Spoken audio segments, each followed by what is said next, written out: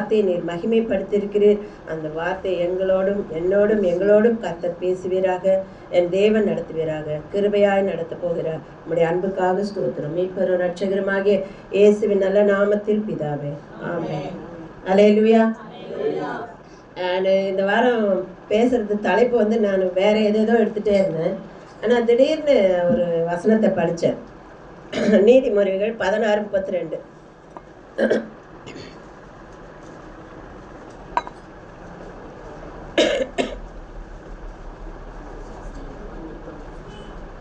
நீதிமொழி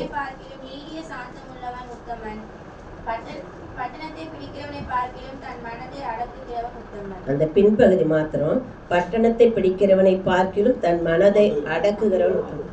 மனதை அடக்கவே முடியாதுங்க. எதை வேணா இது பண்ணிடலாம். மனதை அடக்கணும். மனது சிந்தனை இதெல்லாம் தொடும்போது நாவு ரெடி ஆகும், கை ரெடி ஆகும், கண்ணு ரெடி ஆகும். கோபப்பட்டோம்னா எத்தனை விதம் வெளிப்படுத்து பாருங்க. மனதை அடக்கலைன்னா எல்லா சம்பவம் வெளியே வரும் பாருங்க. இப்போ இவங்க கூட ஒரு உதாரணம் சொன்னாங்க. அந்த கார்காரனை போயிட்டு நான் சண்டை போடல, நம்ம சாட்சியாக வந்தேன். அப்போ அந்த நேரத்தில் அவர் மனதை அடக்கியிருக்காரு இல்லையா? அது எவ்வளோ ஒரு பெரிய சாட்சி பாருங்க. அது சாதாரண உதாரணமாக இருக்கலாம், ஆனால் அது எவ்வளோ பெரிய ஒரு காரியம். நம்மள தான் அடக்கிருக்க மாட்டோம். ஏன் காரை வச்சா கொண்டா காசுன்னு இல்லையா? அந்த நேரத்தில் அந்த வந்திருக்கவங்களுடைய ஊழியக்காரங்க மத்தியில் ஒரு இது பண்ணாமல் போயிருக்காங்க. ஆனால் அது அப்போ இந்த மனதை அடக்கிறதுக்கு நம்மளால் முடியவே முடியாது. ஆனால் நமக்கு உதாரணமாக மாடலாக யார் இருக்கிறா? நம்முடைய ஆண்டவராகிய இயேசு கிறிஸ்து இருக்காரு. இப்போ மனதை அடக்கக்கூடிய அந்த நபரா என் இயேசு ராஜா நம்முடைய மேய்ப்பராக இருக்கிறார். இயேசுவை பாருங்க, அந்த பிசாசு சோதிக்கும் போதும் மனதை அடக்குனார். ஏன்னா அவர் ஒரு நிமிஷம் நான் உன்னை தான் பாதாளத்துக்கு, நம்மளால தான் ரொம்ப விரிவாக பேசியிருப்போம், கற்பனையாக பேசியிருப்போம். உன்னை நசுக்கு தான் நான் வந்திருக்கேன், உன் தலையை நசுக்கு தான் நான் வந்திருக்கேன், நான் அனுப்பிச்சுக்கார் மரியாதை போயிடு அப்படின்னு சொல்லியிருப்பாங்க இல்லையா? ஆனால் ஆண்டவர் எதுவும் பேசல. பதில் வார்த்தையின் மூலியமாகவே தேவன் பதில் கொடுத்தார். ரெண்டாவது, சரி அதை தான் இந்த பரிசெய சதுசெயர்கள்லாம் விட்டாங்களா? குற்றம் கண்டுபிடிக்கிறதுக்காகவே என்ன பண்ணாங்க? அவர் மனதை கலரத்துக்கு அப்பவும் அடக்கிட்டு இருந்தாரு. நான் யாருன்னு தெரியுமா உனக்கு? உனக்குலாம் நான் பதில் சொல்ல வேண்டிய அவசியம் இல்லை, போன்னு சொல்லுவோம். ஆனால் ஆண்டவர் அந்த இடத்துல பொறுமையாக சொல்கிறார். என்ன அவரை சோதிக்கும்படி வந்திருந்தா கூட, ஒரு பணத்தை சோதிக்கிறதுக்கு வந்தால் கூட நம்ம 2 பக்கத்தை எடுத்து காட்டி அவனுக்கு விளக்கம் சொல்லியிருப்போம். நாமளாக தான் விளக்கமே சொல்ல மாட்டோம், ஒரு சின்ன இது கிடச்சா கூட. அப்போ நம்ம மனதை அடக்கிறதுக்கு அவர் மாதிரியாக இருக்காரா இல்லையா? அவர் எவ்வளோ ஒரு நல்ல தேவன் பாருங்க. எல்லாத்துலேயும் எல்லா சிலுவையில் அறைய போனால் அவர் சிலுவையில் அவருக்கு தெரியும் அதெல்லாம். சரி, சிலுவையில் அரைஞ்சாச்சு, அரைஞ்ச பிறகாவது திட்டலாம்ல, அப்பவும் திட்டலைங்க. அப்போ மனதை அடக்கிட்டு இருந்தார். ஏன்னா தேவனுடைய திட்டத்தை, தேவனுடைய காரியத்தை செய்யணும்னு நம்ம நினச்சோம்னா, பிதாவுடைய அன்பு ஊற்றப்பட்டதுனால தேவன் அந்த காரியத்தை, நாமளும் ஞானஸ்தானத்தில் அடக்கப்பட்டிருக்கிறோம். ஆனால் நம்ம மனது என்ன பண்ணுது? தத்தளிச்சுக்கிட்டே இருக்குது. நிறைய சினிமா பாட்டெலாம் கூட என்னன்னு எனக்கு தெரியாது. ரெக்க கட்டி மணக்குதம்மா என்னமோ ஏதோ சொல்லுவாங்க, அது பாட்டு எனக்கு ஞாபகம் இல்லை. அதனால் அப்போ அந்த மனதை அடக்கிறதுக்கு நம்மளால் முடியவே முடியல. ஆனால் ஆண்டவர் நமக்கு நிறைய வழிகளை ஏன் மனதை அடக்காமல் போகுதுங்கிறத முதல்ல பார்த்துடலாம். அதன் பிறகு மற்ற காரியம். ஏன் மனதை அடக்க முடியலன்றதை முதல்ல பார்த்துடலாம். பிரசங்கி 7, 8, 9 பாருங்க.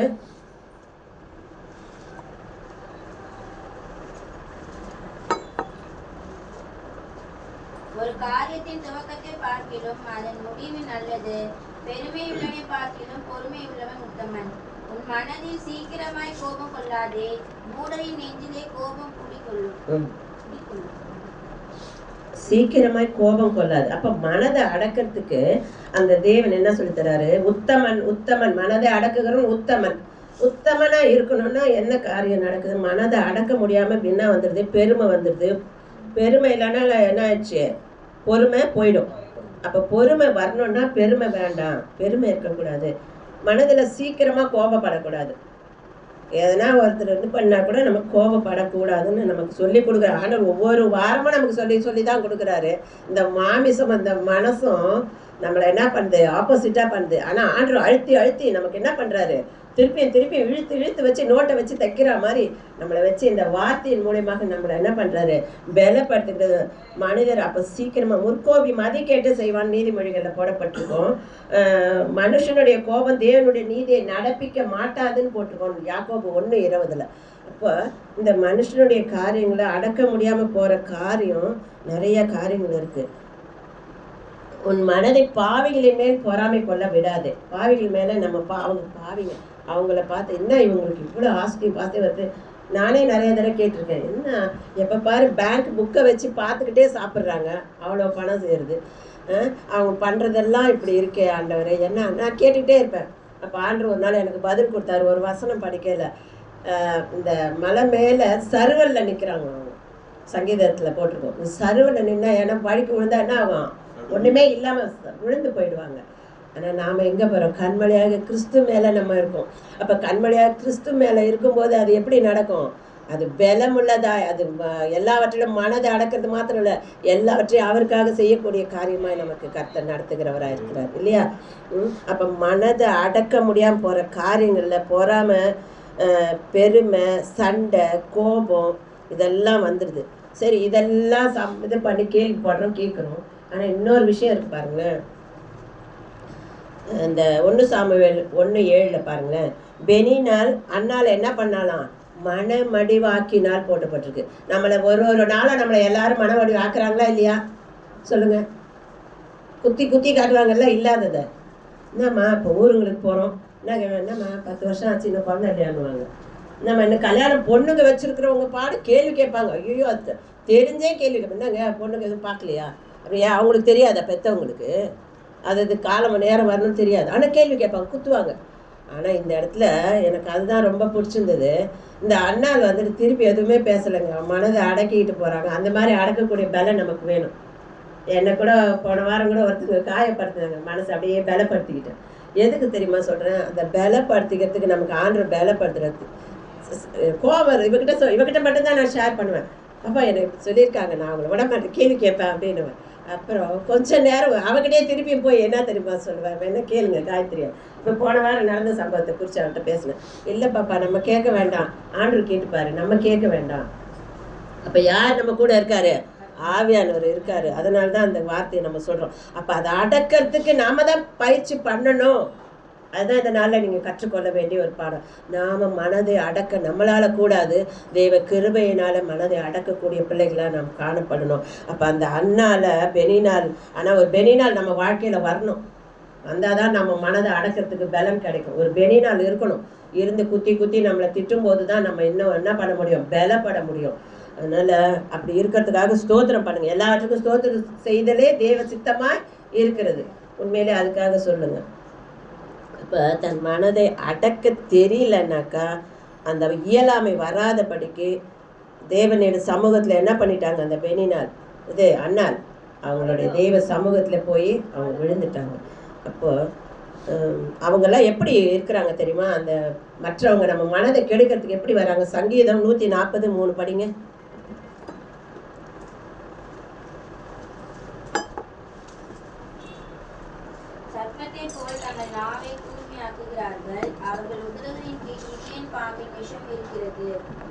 போதும் பாருங்க. அதாவது அவங்க அப்படிப்பட்ட வலி தாங்க முடியாத அளவுக்கு நம்ம வேதனையை என்ன பண்ணுவாங்க, நம்ம இயலாமையை, நம்மக்கிட்ட இல்லாததை, நம்ம செய்யாததை அவங்க வந்து டெய்லி எல்லாருமே என்ன பண்ணுவாங்க, சொல்லி காட்டிக்கொண்டே இருப்பார்கள். ஆனால் ஆண்டவர் சொல்கிறாரு நம்ம அவரிடத்துல போகணும். யாக்கோபு 3:5 இன்னொரு விஷயம் நமக்கு எல்லாருக்குமே தெரிஞ்சது தான், படிங்க அதை. 3:5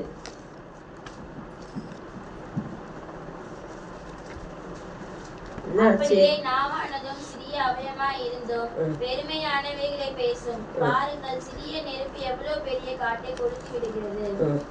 நாவும் நெருப்புதான், அது அநீதி நிறைந்த உலகம். நம்முடைய அவயங்களில் நாவானது முழு சரீரத்தையும் கரைப்படுத்தி நாவை அடக்க ஒரு மனுஷனாலும் கூடாது. அது அடங்காத பொல்லாங்குள்ளதும் சாவுக்கு ஏதுவான விஷம் நிறைந்ததுமாய் இருக்கிறது. சரி, அப்போ எதுக்காக சொல்ல வரேன்னாக்கா, நாவை நம்மளால் அடக்க முடியாது. அந்த நாவில் துதியும் ஸ்தோத்திரமும் இருந்தால் அடக்க முடியும் இல்லையா. நம்ம அந்த ஒரு எண்ணம் தேவனுக்குள்ளாக நம்ம மனதை கட்டுப்படுத்தக்கூடிய காரியங்கள் தேவனுக்கு இப்போ சொன்னாங்க பாருங்கள், கஷ்டம் வந்தாலும் நஷ்டம் வந்தாலும் துதிக்கணும்னு சொல்லிட்டு. உண்மையிலே ஒரு பொருள் காணாமல் தேடிக்கிட்டே இருப்பேன், கிடச்சிச்சா ஸ்தோத்திரம் ஆண்டவரே அப்படின்னுவேன். ஆனால் நான் சொல்லிவிட்டு நான் சாதா போய்டுவேன். ஆண்டவர் என்ன பண்ணுவார், வெரி குட் அப்படின்னுவார். நம்மளை பார்த்து வெரி குட் சொல்லும்போது தான் நம்ம திருந்துவோம். அவர் சொல்லிடுவார், நம்ம அதை கவனிக்க மாட்டோம். ஆனால் நம்மளை பார்த்து ஒவ்வொரு நாளும் நம்மளை வெரி குட் சொல்லுவார் ஆண்டவர். நம்ம நினச்சி நம்ம பிள்ளைங்க ஒன்று வேணாம், இப்போ இந்த குட்டிக்கு ஒரு சின்ன ஒர்க்கு கொடுத்தேன், சின்ன வேலை கொடுத்தேன், செஞ்சேன், உடனே போய் ஒரு முத்தம் கொடுத்து தேங்க்யூ செல்லம்னு சொல்லிட்டு வந்தேன். ஏன்னா அந்த பிள்ளை நாமளே அப்படி செய்கிறோம், பொல்லாதவங்க நம்ம ஆண்டவர் நமக்கு எவ்வளோ செய்வார் இல்லையா, அற்புதம். அதனால தாங்க சொல்கிறேன், இன்றைக்கி எக்ஸாமில் எழுதியிருக்கீங்க பிள்ளைங்க, படிச்சிருக்கீங்களா, இப்போ நல்ல மார்க் எடுத்துருக்கீங்களா, தேங்க்யூ ஜீசஸ் சொல்லுங்கள். அவங்க சொன்ன மாதிரி தேங்க்யூ ஜீசஸ் சொல்லுங்கள், எல்லாத்துக்கும் நன்றி சொல்லுங்கள். அதனால் கர்த்தர் நிச்சயமாக உண்மையாக சொல்கிறேன், எனக்கு எந்த வித ஸ்டோர்ஸோ எந்த வித இதுவோ, ஆனால் எல்லாவற்றிலும் என் தேவனுக்கு ஸ்தோத்திரம் பண்ணுறதுனால எனக்கு எல்லா காரியங்களும் தேவன் செய்து கொண்டே இருக்கிறார். அதுதான் பெரிய ஆச்சரியம். கிறிஸ்மஸ் ஆகட்டும், நியூ இயர் ஆகட்டும், எல்லாவற்றையும் தேவன் எனக்கு சந்தித்து நடத்துனது காரணம் அவருடைய கிருபை மாத்திரம்தான். அதனால் அப்புறம் நம்பி இருக்கும்போது நம்ம யாரையும் நாம் போய் அந்த பாம்பின் விஷம் போல் நாம் யாரையும் போய் குத்தக்கூடாது, சொல்லக்கூடாது. அதை ஞாபகத்தில் வச்சுக்கோங்க. யாரையும் நியாயம் தீர்க்கக்கூடாது. முதலாவது யாரையும் நியாயம் தீர்க்காக்க நம்ம மனதை அடக்க முடியாது, நம்ம தேவனிடத்தில் பிரியமான பிள்ளைகளாக இருக்க முடியாது. தேவனை நேசிக்காம பணம், சுயம் இருக்கக்கூடாது, ஈகோ இருக்கக்கூடாது, சொந்த வேலை குறித்து மற்றவங்களை குறித்து நம்ம புறங்கூறுற காரியமும் கொடுக்க கூடாது. அதை ஞாபகத்தில் வச்சுக்கோங்க. ஜெயாமா உள்ளவா, தேவன் அப்படியாக நடத்தணும். ஜெயா பாட்டி உள்ள வர சொல்லுங்க. ஜெயாமாக்காக எல்லாரும் கண்டிப்பாக ஜெபிக்கணும். அது போராட்டமான வாழ்க்கை. அதுக்காக எல்லாரும் சபையார் அனைவரும் ஜெபிங்க.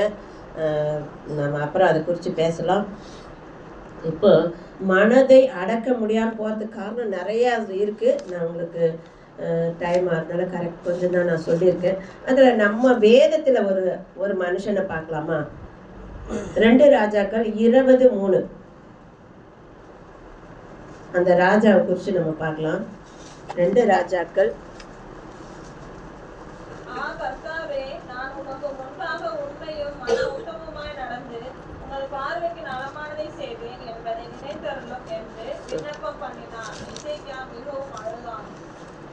பாருங்க, அவருக்கு வந்த வியாதி, அதுக்கு இருங்க ஒரே நிமிஷம் இருங்க.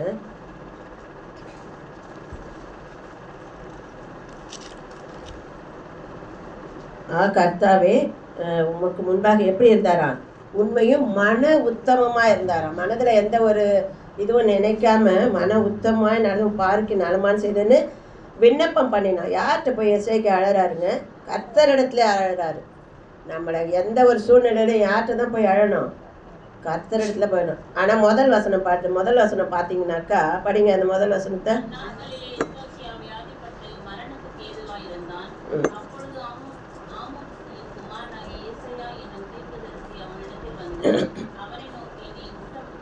உமது வீட்டுக்கார்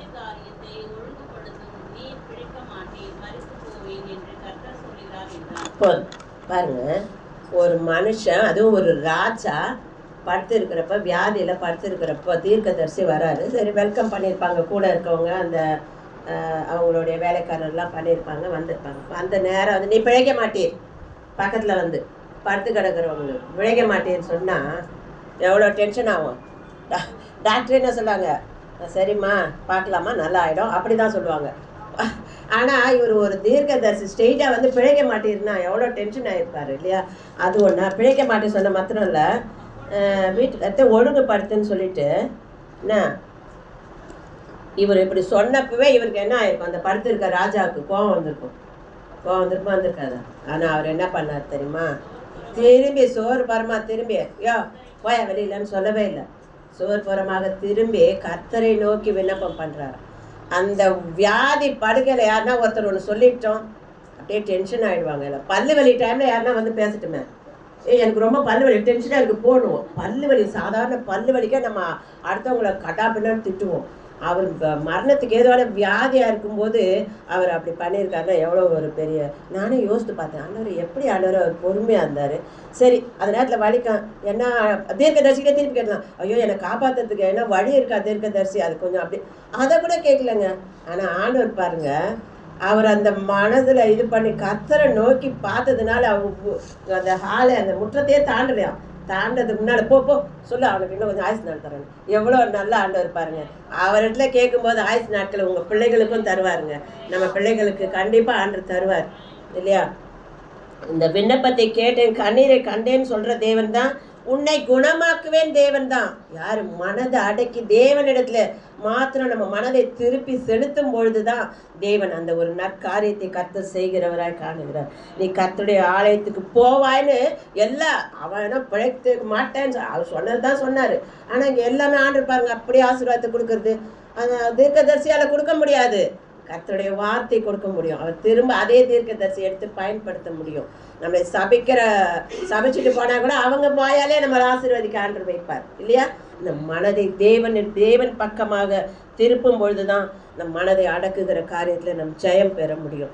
அதே 2 நாளாகமும் 16ஆம் அதிகாரம் பாருங்க. 2 நாளா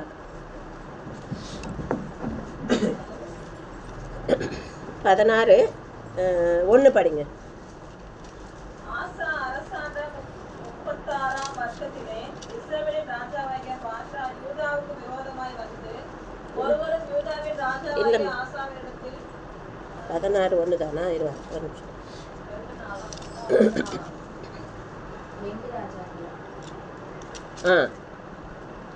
16:1மா?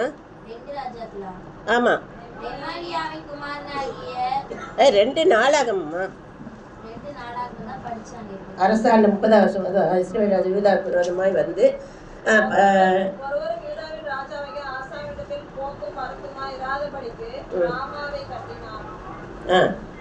இந்த ஆசா ராஜா வந்துட்டு, இந்த ஆசா ராஜா பார்த்தீங்கன்னாக்கா என்ன பண்ணுறாரு? முதலாவது இஸ்ரவேல் ராஜா வந்த பிறகு என்னென்னலாம் பண்ணுறாரு? தகப்பனுக்கும் உடன்படிக்கை ஏதோ வெள்ளி 3ஆவது வசனம் பார்த்தீங்கன்னா தெரியும்.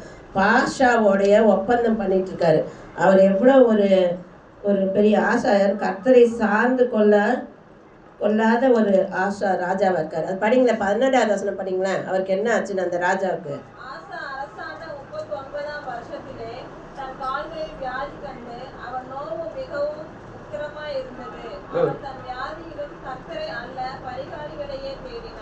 இந்த ஆஷாவுக்கு எல்லாமே தெரியும், ஆண்டவரை பத்தி தெரியும், ஆண்டவருடைய காரியங்கள் எல்லாமே தெரியும். ராஜா தான் கால்கள்ல வியாதி வந்துச்சுங்க. ராஜாவுக்கே கால்கள்ல வியாதி வந்துச்சு. அது எப்படி இதுதான் அதிகமான உக்கரமான அவ்வளவுதான் அழுகிக்கிட்டே போயிருக்குது. அப்ப அந்த காலை தாங்க முடியாத சூழ்நிலையில அவனை வந்து கர்த்தருக்காக எல்லாம் செய்த அந்த ஆசா ராஜா அந்த இடத்துல என்ன பண்றாரு? கர்த்தரை அல்ல, தேவ ஆவியானவர் எழுதி வச்சிருக்காரு, கர்த்தரை அல்ல பரிகாரியை. அப்ப டாக்டர்கிட்ட போவானு சொல்றாங்களா? இல்ல, கர்த்தரை தேடினா டாக்டர் மூலியமா நமக்கு தயவு கிடைக்க பண்ணுவார். எங்க ஒரு சின்ன மார்க்கெட் போனா கூட நான் என்ன சொல்லியிருக்கேன்? ஜெபிச்சுட்டு போங்க, கத்திரிக்காய் உங்களுக்கு 4 கத்திரிக்காய் எக்ஸ்ட்ரா போடுவோம் இல்லையா? நான் எங்களுக்கு முன்னால் திட்டு வாங்கிட்டு இருக்கோம். ஒரு பொம்பளை, போடுமா கீழே எல்லாத்தையும் போட்டு நசுக்கிட்டு இருக்கேன்னு. நானும் எவ்வளோ போய் வாங்குவோம், கேளுங்க வேணா அவளை போயிட்டு வாங்கிறதுக்கு போமா, அக்கா போட்டுக்கோக்கா, என்னக்கா இது வேணுமாக்கா, அது போட்டுட்டு எங்கன்னா ஒரு கிண்ணம் காய் போடுவானா? உண்மையிலே சொல்கிறேன், எனக்கே ஆச்சரியமாக இருக்கு, நம்பவே மாட்டோம். நாங்கள் ஒரு கிண்ணம் காய் ஒரு கவரில் போட்டு கொடுப்போம். அப்போ இதெல்லாம் நம்மளா நடக்குது, அந்த நம்ம ஐயா பண்ணுற வேலை. கர்த்தரை ஜெபிச்சுட்டு தான் ஒரு கடைக்கு போனால் கூட ஜெபிச்சுட்டு போகிறதுனால தான் ஆண்டு அப்படிப்பட்டவர். அப்போ எனக்கு இதான் யோசித்து பார்க்குறேன், அந்த கர்த்தரை அந்த பரிகாரியை தேடுற ஒரு ஆசா வந்ததுனால தான் அவன் வந்து என்ன பண்ண முடியல. கர்த்தரை அவனுக்கு சுகம், அந்த ஒரு ஆசீர்வாதம் இவருக்கு கிடைச்ச ஆசீர்வாதம் இந்த ராஜாவுக்கு கிடைக்கல. நம்மளாம் யார்? ராஜாக்களும் ஆசாரியமா இருக்கும். அப்ப நம்ம ராஜா, நம்ம கர்த்தரை தேடுகிற பிள்ளைகளா காணப்படணும் இல்லையா? அதனாலதான் ரொம்ப 16ஆவது வசனம் தான் ரொம்ப முக்கியமானது. ஆசா கர்த்தரை சார்ந்து கொள்ளவில்லை. யாரை சார்ந்துக்கிட்டாரு? சீரியா ராஜாவை அடுத்தவங்களோட சார்ந்துக்கிட்டு அவங்க ஆலோசனைப்படி நடந்ததுனாலதான் இவ்வளோ வியாதி கண்டும் என்ன பண்ண முடியல, கர்த்தரிடத்துல அவரால் வர முடியல. அதனால ரொம்ப ஜாக்கிரதையா இருக்கணும். அது இதில் இருந்து பார்த்தா யோசபாத் யார் தெரியுமா? ஆசாவுடைய மகன். அவர் என்ன பண்ணார்? எல்லாமே கர்த்தரை சார்ந்த எல்லா காரியத்தையும் கர்த்தருக்காக செய்த ஒரு ராஜா. அந்த பின்னால் படித்து பார்த்தீங்கன்னா தெரியும் யோசபாத்தை குறித்து. சரி, இப்போ இந்த ராஜாக்களை குறித்து மனதை அடக்குகிற, கர்த்தரை தேடுகிற இருதயத்தை உள்ள ஒரு ராஜாவை குறித்தும் தேடாத ஒரு ராஜாவை குறித்தும் நம்ம அறிந்து கொண்டோம். இதெல்லாம் மன உறுதியாக இருக்கிற ஒரு பெண்ணை குறித்து பார்க்கலாம். ஏன்னா நம்ம எல்லாம் இதுவாக இருக்கிறோம், பெண்களாக இருக்கிறதுனால அதை குறித்து சொல்கிறேன். நான் மன உறுதிக்கு கிடைக்கிற பலன் என்ன பலன் என்று பார்க்கலாம். ரூத் 1:1-21.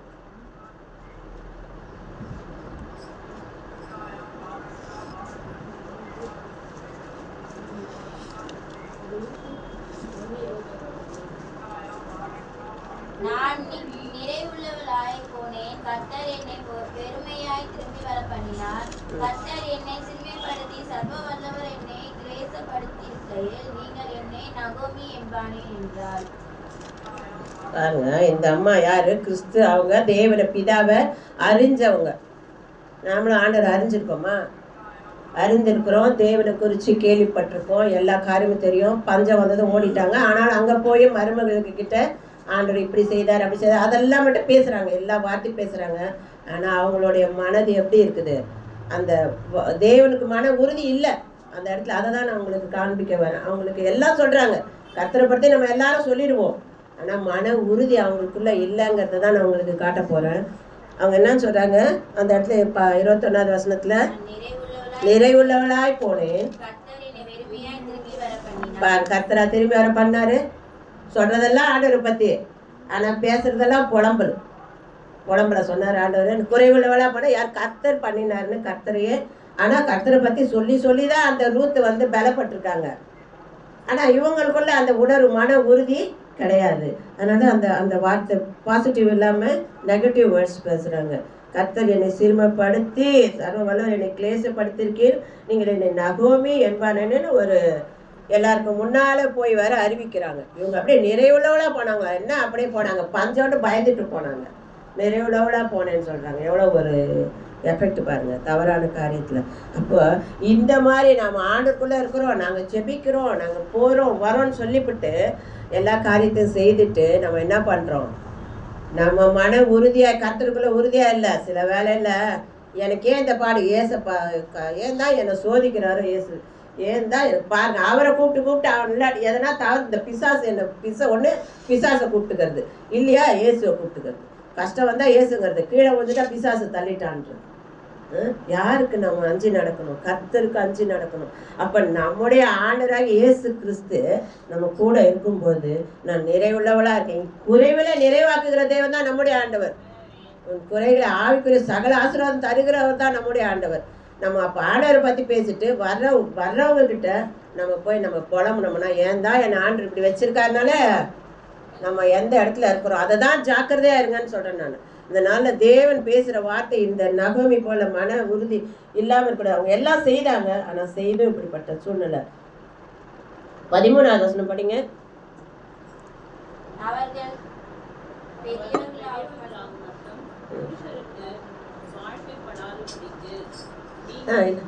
இல்லம்மா அது இல்லை.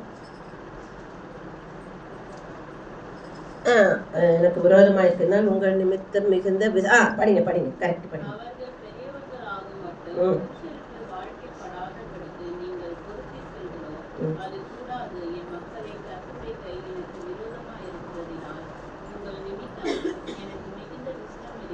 பாருங்க, இவங்க தேவையில்லாத வேர்ட்ஸ்ல அதுக்கு முன்னாலெல்லாம் படிச்சு பார்த்தா, நான் இனிமே கல்யாணம் பண்ணி எனக்கு புள்ள பிறந்து திருப்பி நான் அவனுக்கு கட்டி வைக்க முடியுமா, இதெல்லாம் தேவையில்லாத வார்த்தைகள், வீண் வார்த்தைகள். மன உறுதி இல்லாதவங்க அப்படிதான் என்ன பண்ணுவாங்க? புலம்பிக்கிட்டே இருப்பாங்க. மன உறுதி இருக்கவங்க அந்த வேர்ட்ஸை கரெக்டாக பேசுவாங்க. ஆனால் ஒரு வார்த்தை அந்த கடைசியில் சொல்கிற ஒரு வார்த்தை என்னன்னா, எனக்கு மிகுந்த விசனமாக இருக்குதுன்னு. என்ன அது? ஐயோ உங்களெல்லாம் விட்டுட்டு போகிறேனே, உனக்கு கல்யாணம் இல்லாமல் இருக்குது, அந்த விசனம் மட்டும் பட்டாங்களாம். அந்த ஒரு காரியத்தை மட்டும் அவங்க சொல்லியிருக்காங்க. ஆனால் அந்த வார்த்தையில் என்ன இல்லை? மன உறுதி இல்லை, கர்த்தர் பேரில் பற்றுதல் இல்லை. அவங்களுக்கு என்ன ஆலோசனை கொடுக்கணுங்கிற புத்தியே இல்லாமல் போகிற காரணம் என்னன்னா, புலம்புனீங்கன்னா உங்களுக்கு ஞானம் புத்தி எல்லாம் வெளியில் போயிடும்.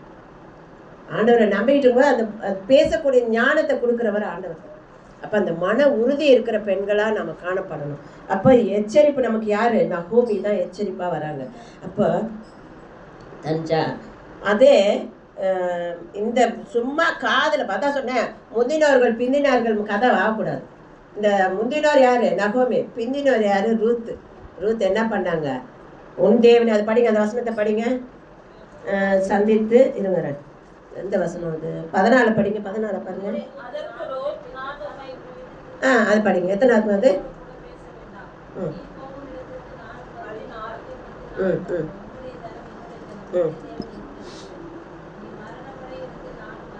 அவளுக்கு இருந்த மன உறுதி சொன்னவங்களுக்கு இல்லை. சொல்றவங்கள எப்படி இருக்கணும்? அவங்களுக்கு மன உறுதி இல்லை. அப்ப இன்னைக்கு நகோமியா போக போறீங்களா, ரூத்தா போக போறீங்களான்னு யோசிங்க. ரூத்துன்னா மன உறுதி உள்ள பிள்ளையா இருக்கணும். அதனால தான் ஞானமா பேசுறா. உன்னுடைய தேவனே என்னுடைய தேவன். அவர் செங்கடலை பிளந்தவர், எரிகோ பண்ணவர், அந்த தேவன் தான் என்னுடைய தேவன். இவ்வளவு வழி நடத்தினவர். இன்னைக்கும் இஸ்ரவேல் மக்கள் ஆசீர்வதிக்கிற தேவன் அவர் தான் என்னுடைய தேவன். நான் உன் பின்னால்தான் வருவேன். நீ வேணா சொல்லிட்டு போ, நீ போதகரா இருந்து சொல்லிட்டு போ, ஆனா எனக்கு என் இயேசு என் பரலோக தேவனை நோக்கி பார்க்கிறவளா நான் இருப்பேன் அப்படின்னு சொல்லிட்டுன்னு அவர் ஆண்டவர்கிட்ட மன உறுதியா பேசுகிற. அதுவும் யார் தெரியுமா? அவன் மோவாபிய ஸ்திரீ, எல்லாராலும் வெறுக்கப்பட்ட ஜாதியில இருந்து வந்த பிள்ளை.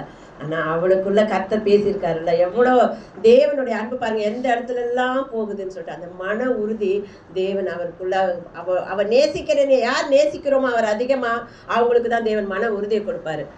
நானும் பைபிள் படித்தேன், நானும் பிரசங்கம் பண்ணேன், நானும் பேசினேன், நானும் செஞ்சேன், போராடலாம்ப்பா எனக்கு ஆண்டு செய்தேன், திருப்பி அவங்ககிட்டே போய் சொல்றது என் புலம்பலை.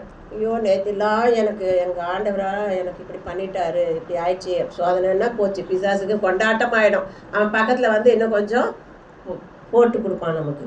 அதனால மன உறுதியை கண்டு மோவாபிய ஸ்திரீயை முழுமையாக தேவன் அறியலைங்க. அவன் முழுமையாக தேவன் அறியலை, கொஞ்சம் கொஞ்சம் தான் கேள்விப்பட்டா. கொஞ்சம் கேள்விப்பட்டதுக்கே அவன் மன உறுதியா இருக்கிறான்னா எந்த அளவுக்கு ஆசீர்வதிக்கப்பட்டது. ரெண்டாவது பாருங்க, தேவனை அறிந்து பேசுறவனையும் மாறான்னு சொல்லுங்க. எக்ஸ்ட்ரா வார்த்தை வேற, என்ன கசப்புன்னு சொல்லுங்க, என்ன மாறான்னு சொல்லுங்க. என் வாழ்க்கையில ஏமா நீ சாப்பாடே இல்லைன்னா கூட உனக்கு சாப்பாடு, காகத்துக்கு ஆகாரத்தை கொடுக்குறவர், கல்லுக்கு கீழே இருக்கிற தேரைக்கு கொடுக்குறவர், மண்ணுக்கு அடியில் இருக்கிற பூரானுக்கு கொடுக்குறாரு, உனக்கு எனக்கும் கொடுக்க மாட்டாரா?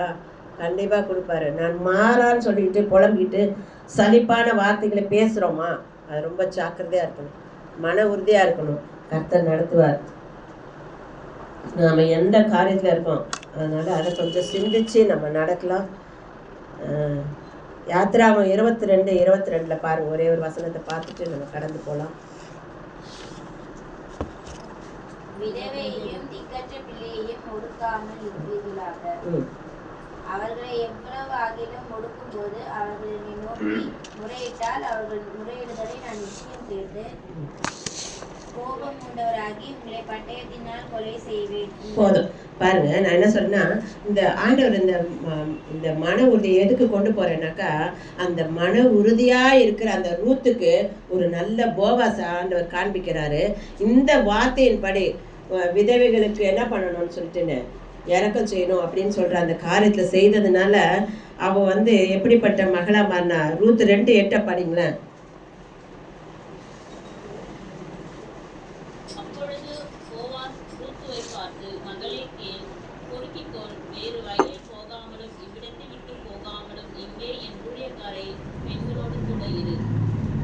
நிறைய உதவி செய்யறாரு போவாஸ். ஏன் காரணம் என்னன்னா, இவன் ஆண்டவரை பற்றி கொண்ட ரூத்தை போல அந்த பற்றி கொண்டதுனால தான் போற இடங்களை தயவு. உங்களுக்கு போற இடங்களை தயவுனா நீங்க ரூத்தா இருந்தா போற இடம்லாம் தயவு கிடைக்குங்க, கண்டிப்பா கிடைக்கும். என் வயல்ல எடுத்துக்குவா, நீங்கே சாப்பிடு, இங்கே எடுத்துக்கணும். கொஞ்சம் கொஞ்சமா ஆசீர்வாதத்தை எப்படி பண்றாரு, படிப்படியாக உயர்த்துக்கிற தேவனா இருக்கிறார். உன்னுடைய சூழ்நிலை எப்படிப்பட்டத விதவை இருப்பின் சூழ்நிலையா இருந்தாலும் சரி, நீ ஆண்டவரை மன உறுதியோடு பற்றி கொள்ளும் பொழுது தேவன் உன்னை உயர்த்துகிறவராய் காணப்படுகிறார். கர்த்தர் நிச்சயமா அப்படியாக நடத்துகிற தேவனா இருக்கிறார். அதனாலதான் அந்த அழகான போவாச ஆண்டவர் அவருக்கு கொடுத்துருக்காரு. அது மாத்திரம் இல்ல, அவர் எவ்வளவு ஒரு நியாயமா நடந்துக்கிறார் பாருங்க. எல்லா காரியத்தையும், திருமண காரியத்துல கூட எனக்கு முன்னால ஒரு சுதந்திரவாளி இருக்கான், பாதரட்சி கண்டிப்பா எவ்வளவு ஒரு காரியங்கள் எல்லாமே ஆண்டவர். காரணம் என்னன்னாக்கா, இவளுடைய அன்பு தேவன் மேல கர்த்தரையே நோக்கி பார்க்கிற மகளா இருந்ததுனால்தான். அதனால அதுக்கப்புறம் தான் இவளோட ஆசீர்வாதத்தை பார்த்து நகம் என்ன பண்றா, பயந்துடுறா. என்ன இருக்கும், பயந்துருப்பாங்களா, பயந்துருக்க மாட்டாங்க. என்னப்பா இவ்வளோ பக்தியா இருக்காள, அவள் ஜபிச்சுட்டு போறான், மோவாபிஸ்திரி அப்படி இருக்காள. பக்கத்துல இருக்கவங்களாம் திட்டி இருப்பாங்க இல்லையா, ஆவிக்குரியவங்க திட்டி இருப்பாங்க. ஏய் முன்னாடி அவள் என்ன அவ்வளோ கர்த்தரை நோக்கி போறா, அவளுக்கு எல்லா ஆசீர்வாதம் கிடைக்குது. ஐயோ ஆமா ஆண்டவர், என் பயத்திலேயே என்ன பண்ணியிருப்பாங்க, அந்த அம்மா திருந்தி இருப்பாங்க. அதனால தான் என் நகோமிக்கு ஒரு குழந்தை பிறந்ததுன்றாங்க. அவன் மனசுல எவ்வளோ வேதனைப்பட்டு தன்னோட இதெல்லாம் அழுதுருப்பா இல்ல. நீங்களும் சொல்லுங்க, ஒரு அநேகரை ரூத்தா மாத்துங்க, நாமளும் என்னவா இருக்கணும், ரூத்து போல மன உறுதி உள்ள பிள்ளைகளாய் காணப்படணும். அப்போ நிறைய அப்ப மனம் பொருந்தி ஆண்டவருக்கு செவி கொடுக்கும் பொழுது, ஏசாயா 1:17-19 நோட் பண்ணி வச்சுக்கோங்க. மனம் பொருந்தி தேவனுடைய வார்த்தைக்கு செவி கொடுக்கணும். அதனாலதான் ரூத்துக்கு ஒரு நல்ல போவாஸ் கிடைச்சாரு. அதனால ரொம்ப ஜாக்கிரதையா அந்த எப்படி நடந்துக்கணுங்கிறத. இப்போ நம்ம இதெல்லாம் பார்த்தோம், இந்த 2 காரியத்தை நம்ம பார்த்தோம். ஆனா மனதை அடக்க முடியுமான்னு கேள்வி கேட்குறோமா? மனதை அடக்க முடியும்னு ஆண்டவர் சொல்றாருங்க. ஏன்னா ஆண்டவர் தான் மாதிரின்னு நான் உங்களுக்கு சொல்லிட்டேன். மனதை அடக்க முடியுங்கிறதுக்கு ஒரு உதாரணம் சொல்றேன். இப்பதான் படிச்சீங்க மத்தேயு 22:37. ஒருத்தர் வந்து மத்தேயு 18:19 எடுங்க. இயேசு அவனை நோக்கி, உன் தேவனாகிய கர்த்தரிடத்தில் உன் முழு இதயத்தோடும் உன் முழு ஆத்துமாவோடும் உன் முழு மனதோடும் அன்பு கூறுவாயாக. அன்புதான் கூற சொல்றாரு. அவர் தான் முதல்ல வைக்க சொல்றாரு.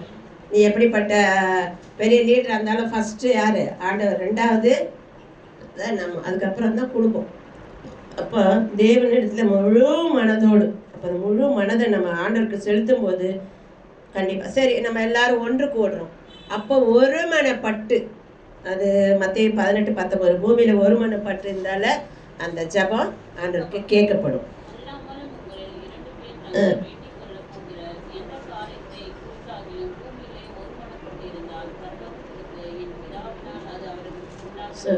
ஆமென். அப்போ அது ஒரு மன ஜபத்துக்கு பதில் உண்டு. எபேசியர் 6:18 எழுதி வச்சுக்கோங்க. இதெல்லாம் பார்த்தீங்கன்னாக்கா மனதை அடக்கக்கூடிய காரியங்களை கர்த்தர். சரி, அதெல்லாம் முடிஞ்சது. புதிய ஏற்பாட்டில் மரியாள் வராங்க. அவங்களுக்கு எல்லா வார்த்தையும் தீர்க்க தரிசனம் சொல்லி அவங்களுக்கு இயேசு கிறிஸ்து அவங்க வாழ்க்கையில் வரும்போது அவங்க மனதை எப்படி அடக்கியிருக்காங்க. நம்மள வந்து அடித்து வாரியில் பூசி, மண்ணை வாரி பூசிக்கின்னு 10 பேரை கட்டி இழுத்து தள்ளிட்டு அழுவோம் சிலுவையில் அறையிறப்போ. நான் பெத்த பிள்ளை ஆனால் அவங்க அப்படியே மனதை கட்டுப்படுத்திக்கிட்டு தேவ சித்தம் செய்கிற மகன் சொல்லிட்டு காத்துட்டு இருந்தாங்க இல்லையா. நம்ம அடுத்த பிள்ளைக்கு விழுந்தாலே நான் அழுவேன். அப்போ அவங்க எவ்வளோ என்னால் உண்மையெல்லாம் சொன்ன அந்த அழகிற விஷயத்தில் மட்டும் என்னை கட்டுப்படுத்த முடியாது. யார் கீழே விழுந்துனா கூட டொக்குன்னு அழுதுருவேன். ஏன்னா இது நான் கூட அழுவேன். ஏன்னா அதுக்கு எனக்கு வேணும், அந்த பலன் எனக்கு வேணும். ஒரு இது வந்தால் கூட கத்துவேன். அதெல்லாம் எனக்கு அடக்கணும். எனக்கு உண்மையாக ஆண்டுட்டு நான் அதுதான் நான் கேட்குறேன். மனதை அடக்கணும். அந்த அப்போ அந்த தேவ திட்டத்தை நம்ம அறிஞ்ச ஒரு பிள்ளையா இருந்தால் நம்ம எந்த இடத்துல அடக்கணுமோ அந்த இடத்துல அடக்கணும். நாவை அடக்கணும். அந்த சிலுவையில் அறையப்பட்ட அந்த சூழ்நிலையில் தேவ திட்டத்திற்கு தாயாக தன் மனதை அடக்கினான். ஒரு தாயால் அடக்க முடியாது, ஆனால் அந்த தாய் அடக்கினான். இப்போ தெரியுதா நம்ம மனதை அடக்க எப்படியெல்லாம் வழி வச்சிருக்காருன்னு. எதையுமே ஆண்டு சும்மா சொல்ல மாட்டாருங்க. வழிகளை வைத்து கொண்டு தான் நமக்கு வந்து ஒரு அட்வைஸ் பண்ணுவார். அதனால ஆபிரகாம் ஈசாக்கை பலியிடும்போது கிடைச்சதே ஒரே புள்ள, அதுவும் எவ்வளோ கிழவனாயிட்டு கொடுத்தாரு.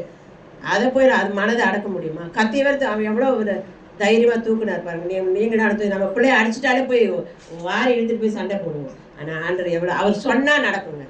அவர்கிட்ட நம்ம அவர் மன உறுதியை தேவன் எனக்கு எல்லாவற்றையும் செய்வார்னாக்கா எப்படி இருந்தாலும் நடக்கும். பாருங்கள் இவங்கெல்லாம் எப்படின்னா ஹலோ ஹலோன்னு பார்த்துக்கிறாங்க அவங்க பிள்ளைங்கள. அங்கே ஒரு பக்கம் இருக்கா, இவங்க ஒரு பையன் இவங்க ஒரு பக்கம் இருக்கிறாங்க. நம்மளாலலாம் இருக்கவே முடியாது. அவங்களுக்கு அந்த பலன் மன உறுதியை கொடுத்துருக்காங்க. உண்மையிலே ஆச்சரியம் தான். எவ்வளோ வருஷத்துக்கு அப்புறம் ஒன்றா சேர்ந்து அந்த ஃபங்க்ஷனை கொண்டாடுங்க. கர்த்தர் நல்லவர். அப்போ இந்த விஷயத்தில் பார்க்கும்போது அந்த ஆபிரகாமுக்கு இருந்த மன உறுதி, எல்லாரும் இயேசு கிறிஸ்துவை நல்லா நேசித்து நம் மனதை அடக்க நமக்கு வழிகளை ஆண்டவர் நிறைய வச்சுருக்காரு. நம் மனதை அடக்குவோம். ரூத்தை போல இருக்கிறதுக்கு என்ன பண்ணுங்க? பயிற்சி பண்ணுங்க. அவரை நேசித்தாலே அதான் பயிற்சி. முன்னால் அவரை வைங்க. கர்த்தர் எல்லாமே உங்களை ஆசீர்வதிப்பாராக.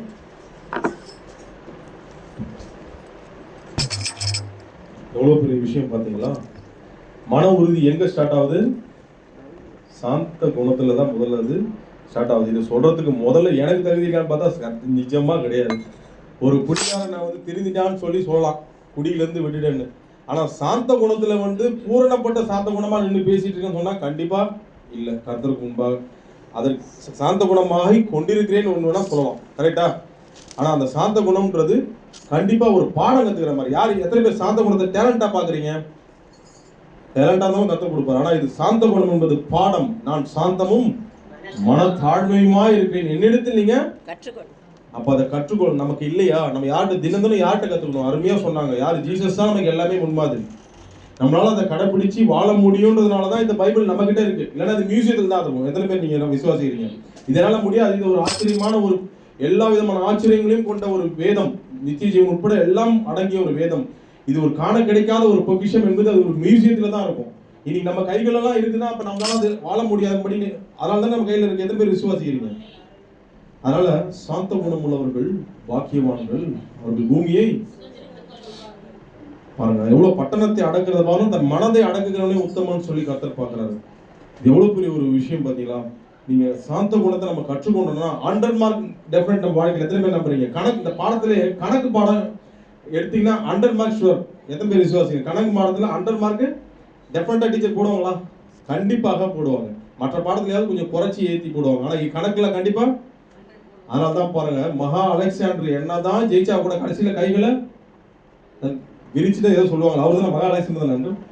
ஆனா மகாத்மா காந்தியடிகள் என்ன பண்ணாரு? அகிம்சையில இந்தியாவுக்கு தேசத்துக்கு சுதந்திரத்தை வாசி கைகளை விரிக்கல. கடவுளுக்கு என்ன சொல்றாரு? கைகளை விரிக்கல. நம்ம எல்லாருடைய கைகளையும், கட்டப்பட்ட கைகளையும் திறக்கிறதுக்கு சுதந்திரத்தை அவர் வாங்கி கொடுத்தாரு. எதுல வாங்கி கொடுத்தாரு?